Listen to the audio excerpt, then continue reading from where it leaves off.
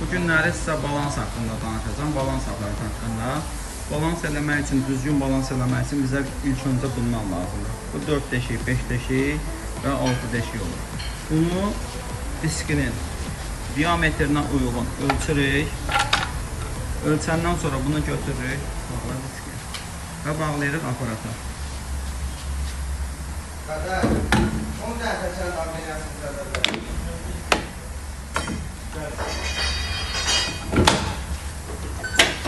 Bağladıq aparatı, aparat özü çəkir. Və burada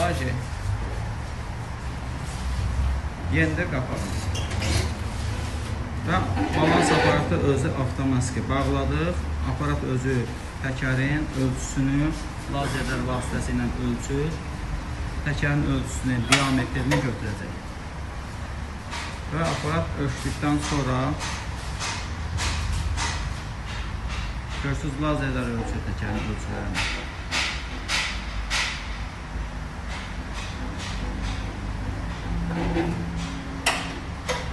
Lazerlər ölçdükdən sonra avtomatik təkərin nə problemi varsa burada aparat özü yazır. Hal-hazırda bu diskimizdə yüngül əyrilik var. Əyriliyi də aparat burada yazır ki, jant üzərində olası hasar.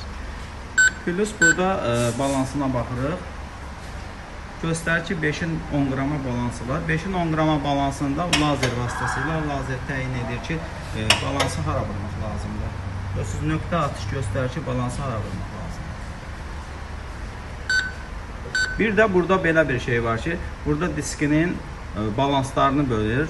O baxır diskiyə də. Diskdə deyək ki, diski bizdə 4 qollu, 5 qolludursa, balans düşürsə bu hissəyə, həmin o bölmə proqramı ilə o balansı bölür, bu qolların altında gizlədir ki, arxadan baxanda görünməsin. Quruz çöldə pis görünməsin.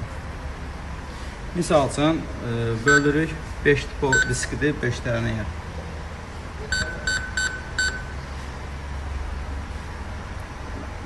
Hal-hazırda bölürük, böləndən sonra quruzu göstərir ki, bir hissəyə yox, indi 2 hissəyə vurmaq lazımdır çöl tərəfdən və həmin quruz düşən hissələri fikir verin, düşür bu atma qolların arxasına. Atma qolun arxasına düşür ki, çöldən baxanda görünməsin.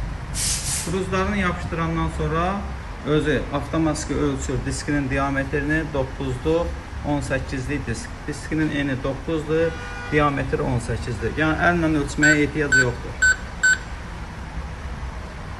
Quruzlarını vurdıq. Vurandan sonra da bir dənə fırladırıq, sıfır verir. Hal-hazırda quruz yapışdırmamışam. Çəkmək üçün, göstərmək üçün bunu çəkir.